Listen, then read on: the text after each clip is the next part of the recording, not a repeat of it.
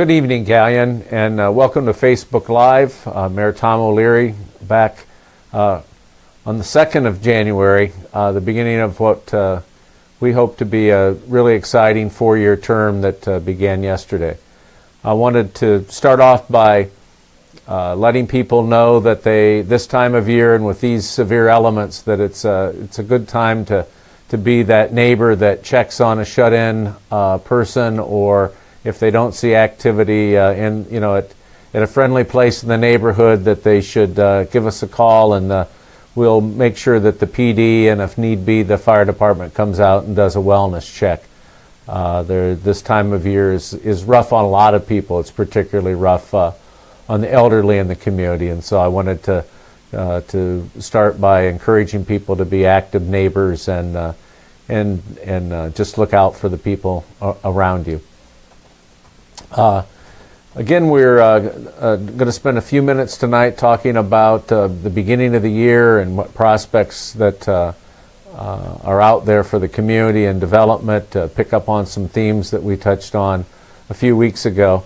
And as any questions come in, we'll certainly answer those.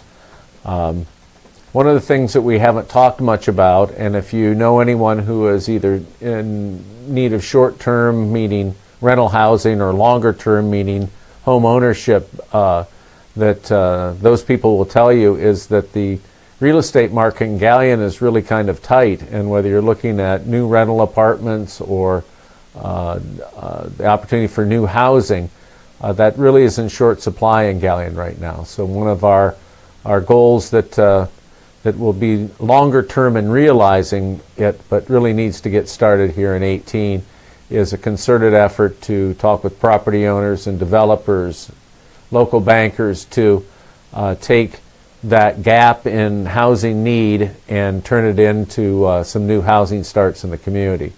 Last year, one of the reasons that the city council and the administration created the community reinvestment area was to be able to have a tax incentive for people that wanted to construct new housing or make major investments in existing housing that can help lower that monthly payment by lowering their tax obligation on that new property that would be property value in the case of a rehab, the new property that would come onto the tax duplicate with new housing. So that's something that's going to need a real coordinated effort among property owners, contractors, bankers, developing interest and trying to meet that market need that's out there for newer housing.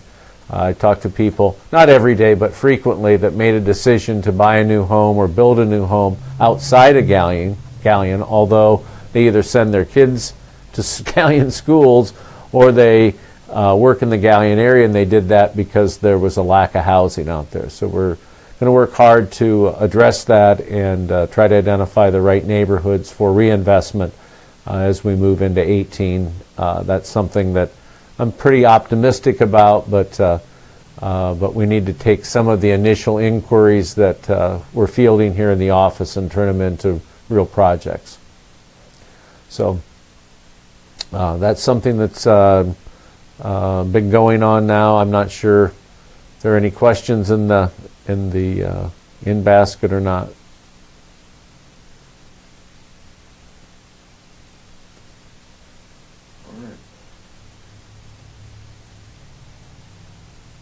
Okay, Mayor O'Leary, we do have a couple of questions that came in. One actually came in at the end of our first video. It's from Shannon, and the question is, rumor I've been hearing is a Cracker Barrel will be going out on 598. Is there any truth to that?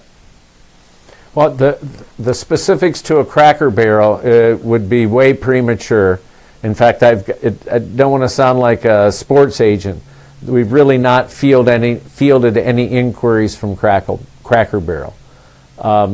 There is, however, interest in the property out there, and I'm convinced that as the Valero project and the infrastructure needed to get that project underway early in 2018, that the area, the lot, if you will, between the Cracker Barrel and the new access point off of 598 in the existing sleep-in. Those lots right there will be prime development.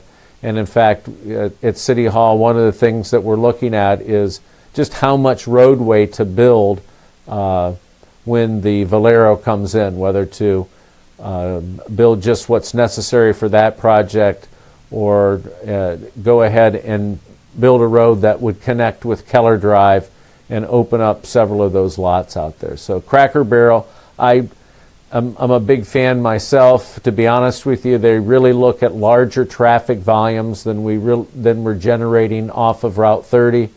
So if you think about it, they're really more urban in a rural area right off the interstate. But if it's not Cracker Barrel, I'm sure something in terms of restaurants will start to fall in place once that roadway is in and the rest of the infrastructure is in place. Okay, Mayor, our next question comes from Jack. Is there any basis that a large grocery store is coming to Galion? Rumors going around that there is one. Also, is Geyer's going to close their store?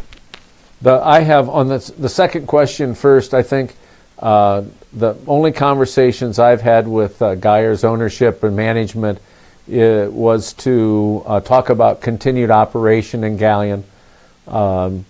I'm really not at the hub of their negotiations with their landlord, but my understanding is that Geyer's is trying to extend and make a longer-term commitment at the Galion West Shopping Center. As far as a second project or deal in place, there really isn't anything on the front burner right now.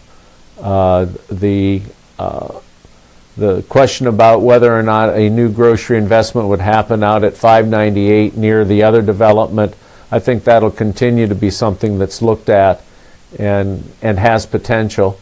But to be honest with you, there really isn't a project in the works other than the modernization, the reinvestment that Geyer's is looking at with their landlords.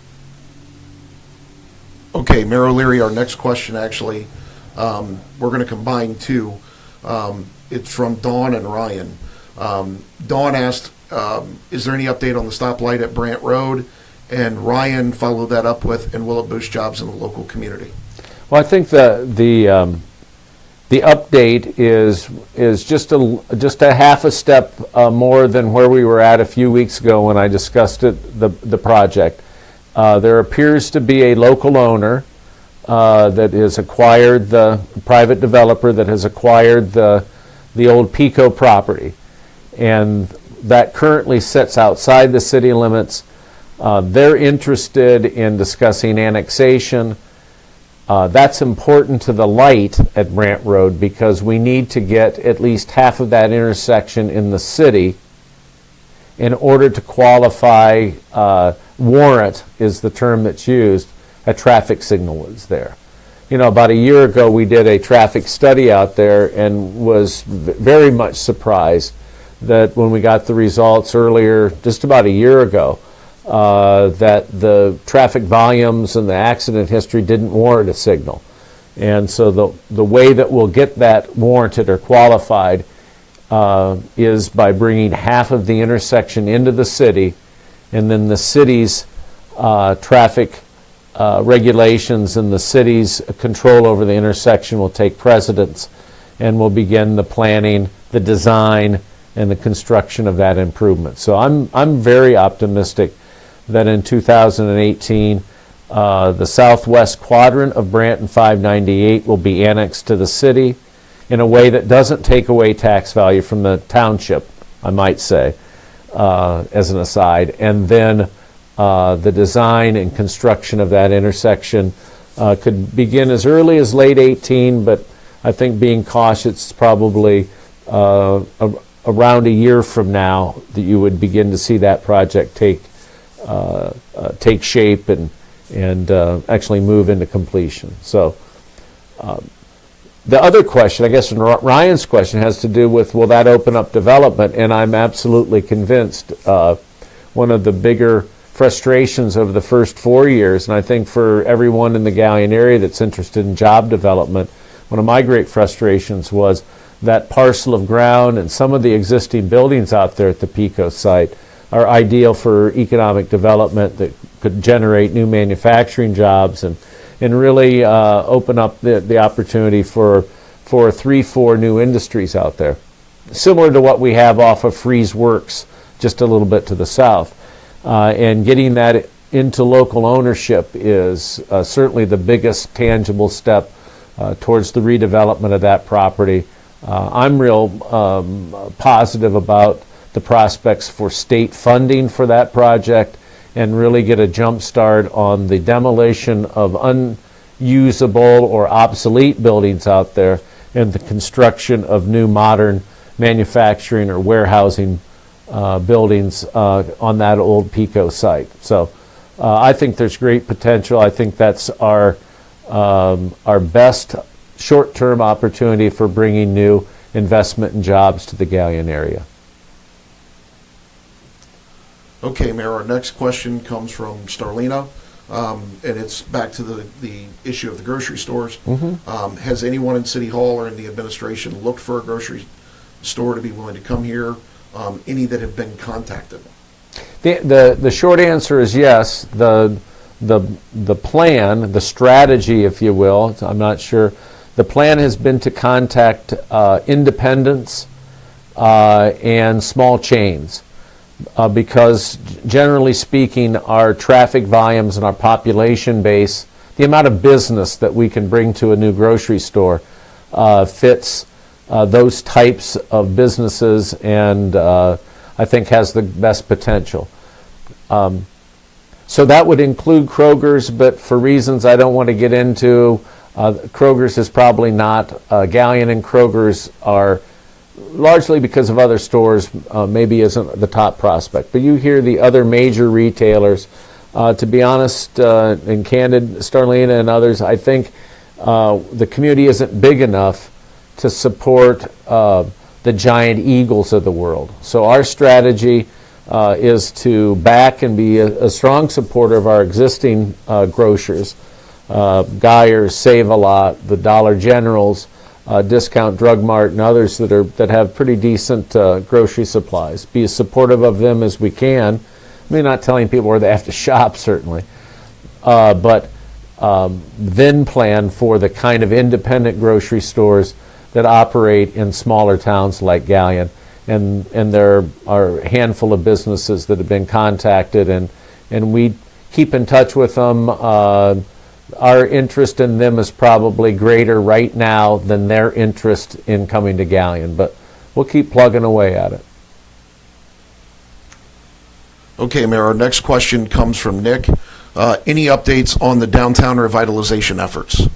Yeah, I think that's the process has started. We're getting inquiries, we're getting applications in.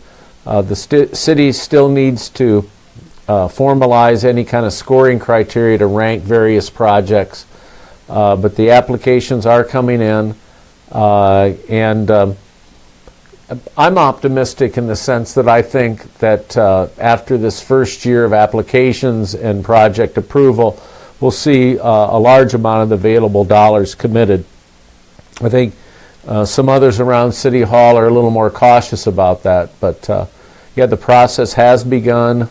I think in a range of things from facade work to internal improvements. And so the other thing I would say about it, Nick, is that we're going to try to do everything we can to make sure that code enforcement, not meant in a negative way, but code enforcement in terms of sidewalks and roofs and those kinds of things, enough of those get funded in addition to the more aesthetic things in terms of facade and improving the appearance of the buildings uptown. So, yep, the project or the grant application process is underway, and we'll be working with the county's consultant to select an architect so that they can approve plans. And I think people who spend time in the uptown are interested in what goes on up there. Will begin to see changes in the summer and on into the fall this year. I think quite a bit of change, actually. I'm hopeful. Okay, Mayor, our next question comes from Nate. Will Galion get rid of Rita and do their own city taxes? Not under discussion at all until long after we're out of fiscal emergency. And that's about all I'll say. They are efficient. The other thing I would say about Rita, because the question sounds like that's one of our non-Rita fans, is that it's with so many people earning their income outside of the city of Galion, that residency tax that is oftentimes blamed on Rita that's not going away. It's probably not going away. The other unfortunate, if that's probably, I don't want to get us all in trouble, but other unfortunate thing about Rita is that type of regional income tax collection, I'm concerned, is only going to get worse. And what will happen is the state will take over municipal income tax collection and remit that money back to the cities, and we'll count on Columbus to make sure it's all done right. There are examples of other communities just in this neighboring area that continue to do income tax on their own, but the state laws are changing in such a way to put pressure on those communities to surrender and go into a regional setup like Rita rather than having their own income tax office. So really not on the table until long after we're out of fiscal emergency. I think the state auditor would be aghast if she thought we were going to dump Rita and go back to our own collections. Okay, Mayor, we're running out of time, so our last question this evening comes from Shannon. What about our roads? Are they ever going to get fixed? Libby Lane is in bad shape. We'll just say that. Yeah. Well, oh my golly, the Libby Lane situation. They're private roads. There are very little of the pavement out in that you drive on, coming off of South Street, going back to or driving in and around Libby Lane are public streets. And so, yeah, it stinks to be back there. But those that property is private property, and those are the facts of the matter today. It's true in several other apartment complexes in the community. I guess the position I'd take on that, specific to Libby Lane or McClure, there were some pieces of roadway out there in that area, Traxel, if you're familiar with those neighborhoods, that were really under private ownership and weren't getting fixed. And we worked with the property owners to acquire that property and have taken that on for city maintenance. So I'd be open to that kind of discussion, but at this point, my best advice would be to talk to the property manager, to talk to the owners about maintaining their streets. But, you know, darn it, if they were public streets, we'd probably do a better job than's being done now. All right, well, I think even in this small production here, I get to wrap it up from my helper, Chris, on this. So I really appreciate the interest tonight. Have folks share this. We had a lot of good questions. My plan over the next a few weeks is to enlist participation from council members, new and veteran council members, to get the law director and a city auditor in, city treasurer in, to talk about their functions and respond to questions you all might have for them. So look forward to that.